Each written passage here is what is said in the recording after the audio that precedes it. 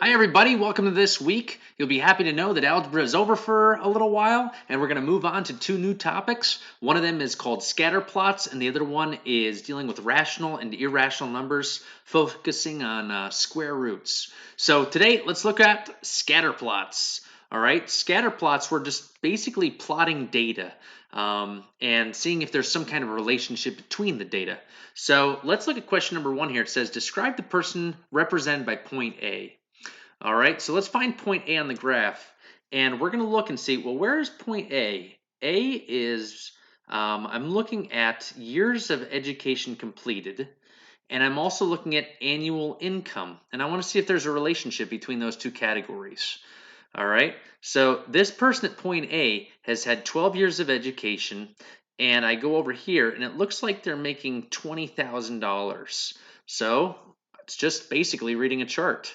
The person with 12 years of education earns $20,000. All right, let's look at question B.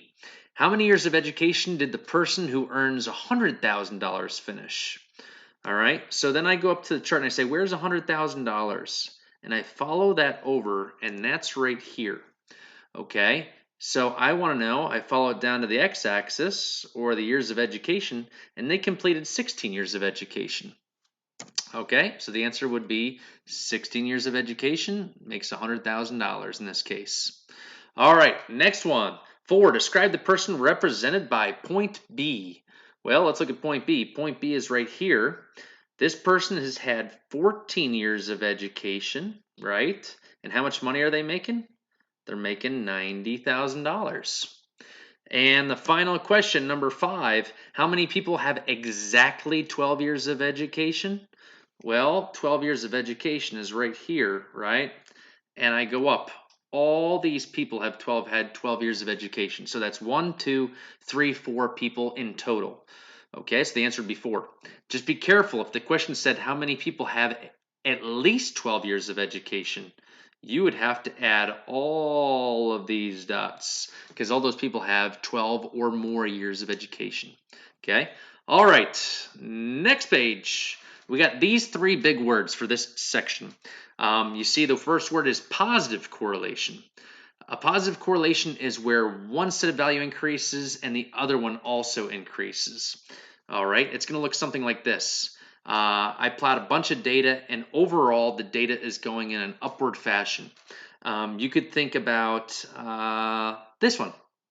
All right, if I have calories or my food intake on the x-axis, how would that affect my weight on the y-axis? Well, if you think the more calories I eat, the more weight I'm going to gain, that's going to be a positive correlation. All right, negative correlation. Well, a negative correlation is where one value increases, the other value will decrease. All right, so if I plotted the data, it would look like this, and that would have a downward trend. All right, an example here would be, let's say I went out west where there's moose and wolves, I should say. They affect each other. So if I put wolves down on the x-axis and I put moose over here, think about what that means. As the number of wolves increase, the number of moose are going to do what? They're going to decrease. They're going to go down because moose are hunted by wolves. And the more wolves there are, the less moose there will be because they're what the wolves eat. So that's a negative correlation. And you got no correlation. All right, no correlation is where the data has no relationship whatsoever, and it's all spread out all over the place. An example would be, I don't know, let's say I was going up to Walmart and I was plotting people, and I put this is the number of hours I was sitting there 1, 2, 3, 4, 5 hours. And I don't know, I was plotting the people that came in that were wearing blue shirts. Well, there'd be really no correlation there because does the number of hours that I sit there depend on how many people with blue shirts I'm going to see per hour? I don't think so. That data is going to be all over the place, right? All right, so let's look at the final example. We are looking at this chart. Always look at the title of the chart. Olympic Games, men's 110-meter hurdles. All right, and we're looking basically from the year 1952. See the break in the graph? That means that we're skipping some data. All right, so we're starting on 1952 all the way to 1996. And we're looking at the winning time of the hurdles in seconds. And take a look at this data. Does this have a positive correlation? Is it going up? Does it have a negative correlation? Is it going down? Or is there no correlation? Some people would look at it and say there's no correlation because the dots are all over the place. But overall, it looks like to me they have a downward trend or a negative correlation. And you might ask yourself, why is that? Look at this data and say, why do you think that over the period of like 40 some years, why are the times going down? And you could probably say, well, there's a lot of reasons. Think of how much technology, think of how far shoes have come in the past 40 or 50 years. Think about the outfits that they used to wear. All right, they used to wear these baggy shorts, and now they're really tight spandex. That makes it faster, right? There's less air resistance. You've got trainers, and you've got weightlifting, and there's a lot of data to show how to become faster. And a lot of these athletes, they have personal trainers, so they got everything. And notice in the past 40 years here, they only took, 1 second off of their time in 40 years with all this technology. So that tells you there was fast runners way back then, and there's fast runners now, but we've got the advantage of technology and things like that. And if you want to keep watching here, I'm going to show you a couple videos of these Olympics and the hurdlers. If you don't want to watch it, you don't have to. But let's check it out. I have it on YouTube here, quick pulled up. Look at this is the 1952 hurdles. And you can see, just look at the technology. It's in black and white, first of all. Okay, the cameras weren't that good.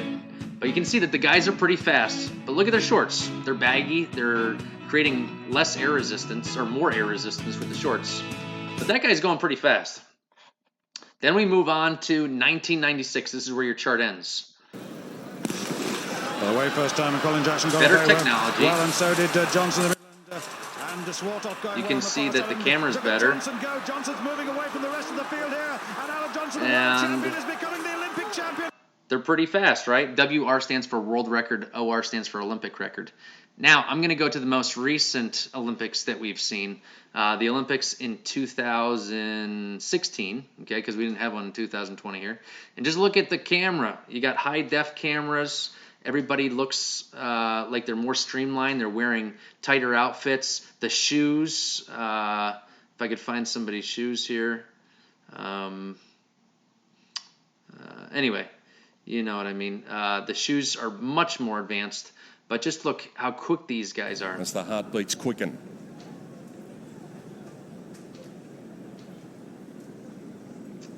Pretty neat. I'm going to get in there and run with you guys. Are you ready? Assume the position. Set. All right, get set, everybody. McLeod commenced quickly. Martineau Lagarde was beaten out. Bascu got a good start. Allen's going well for America. McLeod's in front, past halfway. He's starting to come away now, the Jamaican, and he takes the gold. So you can see, check that out. 13:05 in 2016, right? And then we go back to our chart and look at 1996. It was a little bit above 13. So even though we've got all this technology, they're still running around the same times as they were back then. Okay, and some of those runners in the past might have even been faster than the runners we have now. They just don't have the technology. All right, so pretty cool, guys. I hope you guys enjoyed that section. This section is not too hard. You're just reading a graph basically and identifying the XY axis and identifying the kind of correlation. Positive goes up, negative goes down, and no correlation. The dots are all over the place. All right, guys. See you next video.